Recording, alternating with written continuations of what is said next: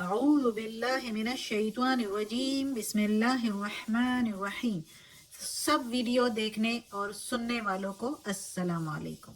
हमारे चैनल के प्यारे व्यूवर्स, आज हम तिलावत करेंगे सूरह हूद की आयत नंबर 69 और 70, यानी कि आयत नंबर 69 एंड 70 इंशाल्लाह तिलावत करेंगे तर्जुमा के साथ और तफसीर के साथ। तो चलिए शुरू करते हैं आज का सबक। लेकिन शुरू करने से पहले चैनल को सब्सक्राइब करें, बेल नोटिफिकेशन को ऑन करें ताकि अगली वीडियो आपको आसानी से मिलती रहे, और हो सके तो शेयर भी करें ताकि ज़्यादा से ज़्यादा लोग देखें, आपको भी सवाब मिले और मुझे भी।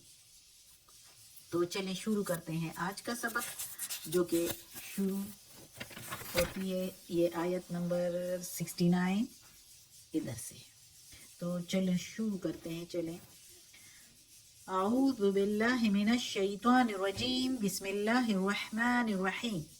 वलक़द, और अलबत्ता, तहकीक यानी कंफर्म हुई बात जिसमें कोई भी शक ना हो, बेशक और शुबे के, जिसमें कोई शक व शुबा ना हो, तो वो वाली बात। और अलबत्ता तहकीक की हुई बात, जाअत, आए या भेजे हमने, आए, रसुलुना, हमारे भेजे हुए, जाअत आए, और रसुलु भेजे हुए, ना हमारे, जाअत रसुलुना इब्राहीमा, इब्राहीम अलैहिस्सलाम के पास, बिल बुशरा, साथ खुशखबरी के, कालू सलामा, कहने लगे सलाम, काला सलामुन, कहा इब्राहीम अलैहिस्सलाम ने सलाम, फमा लबिसा, फिर नहीं वो ठहरा, अनजा, ये के लाया, बिअजलिन, साथ बछड़ा, हनीद, तला हुआ, यानी अभी वो ठहरा ही नहीं था, देर ही नहीं लगी थी कि एक तला हुआ बछड़ा उन मेहमानों के लिए लाया। अब इस आयत में इब्राहीम अलैहिस्सलाम का किस्सा और कुछ लूत अलैहिस्सलाम का किस्सा शुरू हो रहा है। जैसे कि सूरह अराफ में भी हमने इन पैगंबरों के, आद समूद की कौम के, और हूद अलैहिस्सलाम, सालेह अलैहिस्सलाम, शुएब अलैहिस्सलाम, लूत अलैहिस्सलाम, ये इनके अहवाल पढ़े हैं।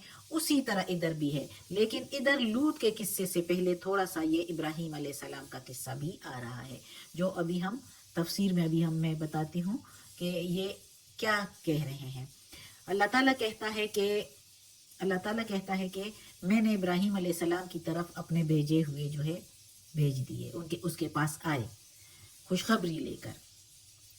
तो अब खुशखबरी क्या थी वो तो हम अगली आयतों में पढ़ेंगे, लेकिन इधर जो है इब्राहीम अलैहिस्सलाम कहते हैं कि वो जंगल में लकड़ियां काट रहा था और लगा हुआ था, तो दो लड़के, खूबसूरत लड़के उसको मिले। और इब्राहीम अलैहिस्सलाम की आदत थी कि उसको कोई भी इस तरह मेहमान मिल जाते, कोई भी अजनबी मिल जाते, मुसाफिर, तो वो उनको ले आते और उनके साथ मिलकर खाना खाते। ये उसका इब्राहीम अलैहिस्सलाम की आदत थी, और वो इस तरह करना चाहता था अल्लाह की रजामंदी और अल्लाह की खुशनुदी हासिल करने के लिए। तो वो उन दो लड़कों को घर लेकर आया।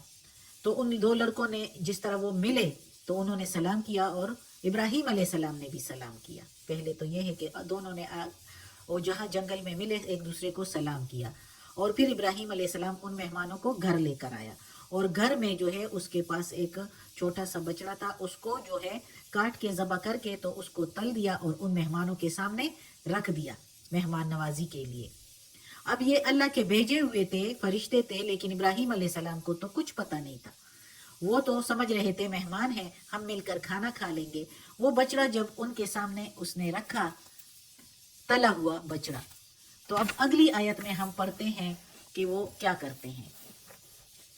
हनीद, तला हुआ, ये हमने पढ़ लिया पिछली आयत में कि वो इब्राहीम अलैहिस्सलाम उनके आगे, मेहमानों के आगे तला हुआ बछड़ा लेकर आए और रख दिया। अब आगे देखते हैं, पढ़ते हैं। फलम्मा, फिर जब, रआ ऐदियहुम, देखा हाथ उनके, ला तस्विलु, नहीं पहुंचते या नहीं जाते, इलेही, तरफ उसके, यानी उस बछड़े की तरफ, वो खा नहीं रहे। इब्राहीम अलैहिस्सलाम देख रहा था कि वो लोग नहीं खा रहे, दूर ही, बस हाथ उनके आगे नहीं बढ़ रहे खाने की तरफ।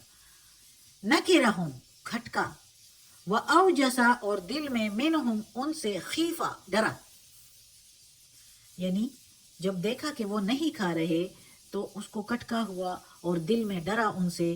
قالو کہنے لگے وہ لا تخف نہ تم ڈرو انا ارسلنا الی قوم لوط نہیں تم ڈرو لا تخف نہیں تم ڈرو انا بے شک ہم ارسلنا بھیجے گئے ہیں ہم الی طرف قوم لوط لوط کے قوم کی طرف لوط کے لوگوں کی طرف لوط کی جو امت ہے جو اس کے قوم ہے اس کی طرف بھیجے گئے ہیں تم نہ ڈرو. اب اس آیت میں اب آگے وہ جو تلا ہوا بچڑا ان کے آگے رکھا تو وہ نہیں کھا رہے تھے. ظاہر فرشتے تو نہیں کھاتے. تو جب یہ دیکھا ابراہیم علیہ السلام نے تو وہ ڈرا. کیوں ڈرا؟ اب اس میں مختلف علماء کی مختلف رائے ہیں.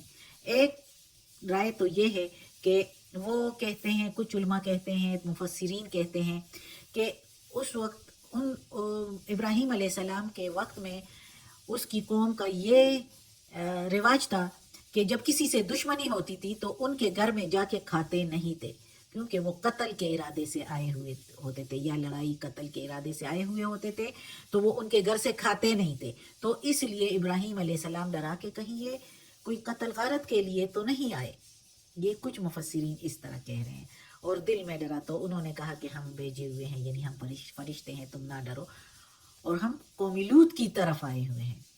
لیکن زیادہ تر مفسرین کہہ رہے ہیں کہ اس آیت کے آخری حصے سے کہ ارسلنا الی قوم لوط، ہم قوم لوط کی طرف بھیجے گئے ہیں، تو اس کا مطلب یہ ہے کہ یہ ابراہیم علیہ السلام ان کے نہ کھانے کی وجہ سے سمجھ گیا کہ یہ فرشتے ہی ہیں.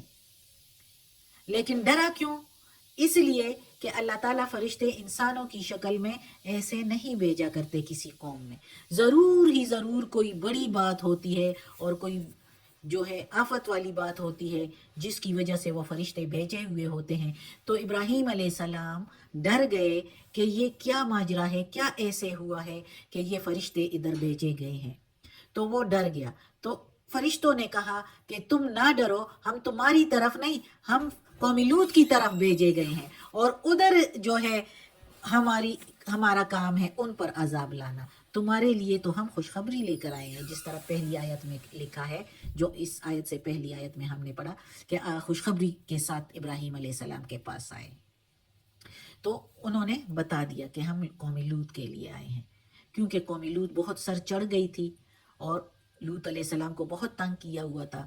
اس لیے اللہ تعالیٰ نے فرشتوں کو بھیجا ان پر عذاب لانے کے لیے. وہ پھر قصہ ہے، آگے بھی پڑھیں گے انشاءاللہ. ادھر سرسری سا بتا دیا. اگلی آیت بھی پڑھ لیتے ہیں، ٹائم ہے، اور اگلی آیت بھی اس کے ساتھ ذرا زیادہ کنیکٹڈ ہے، زیادہ سمجھ آئے گی. وَمَرَاتُهُ اور عورت اس کی، یعنی ابراہیم علیہ السلام کی بیوی قائمتن کھڑی تھی، یعنی ایک سائڈ پر کھڑی تھی. فضحکت اور مسکرائی.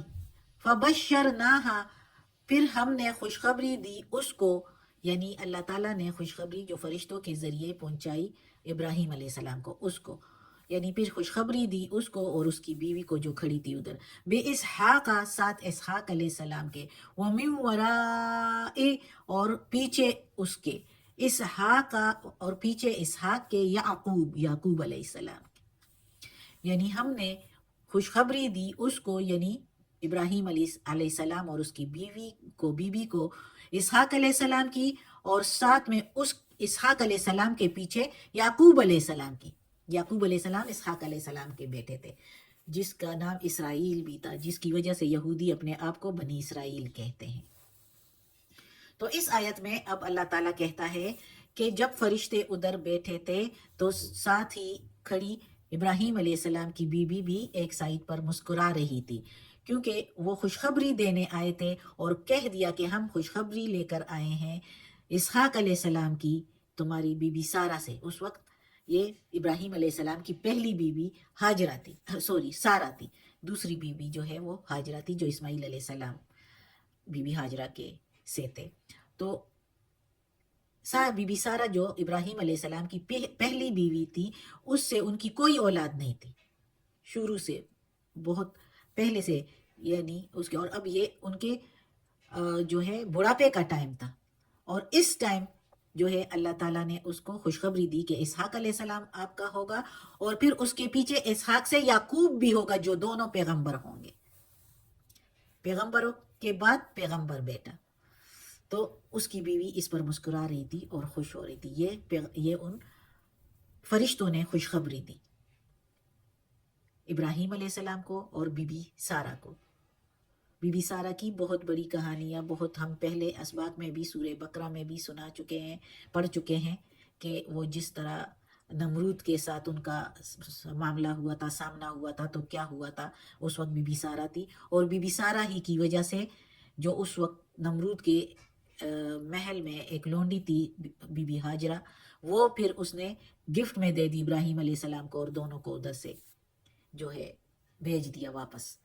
تو وہ بھی اس سے بھی ابراہیم علیہ السلام نے پھر نکاح کر لیا، اور وہ بی بی ہاجرہ ہو گئی۔ تو بی بی ہاجرہ سے ابراہیم علیہ السلام کا اسماعیل علیہ السلام پیدا ہوئے تھے، وہ اسی وقت پیدا ہوئے تھے، اور جب بی بی سارہ بھی جوان تھی، جبکہ اس وقت جو ہے بی بی سارہ کافی بڑھاپے کے نزدیک ہو گئی تھی، بڑھاپے کا وقت ان پر آ گیا تھا، لیکن اللہ کے در میں کسی چیز کی بھی کمی نہیں، دیر ہے لیکن اندیر نہیں۔ تو اس لیے بی بی ہاجرہ کو بھی اسحاق علیہ السلام کی خوشخبری دی، اور اسحاق کے بعد یعقوب علیہ السلام کی خوشخبری بھی دی۔ صدق اللہ العظیم۔ آج کا سبق ختم ہوتا ہے۔ اللہ ہمیں توفیق دے اس قرآن مجید کا ترجمہ مکمل کرنے کی اور اس پر عمل کرنے کی توفیق دے۔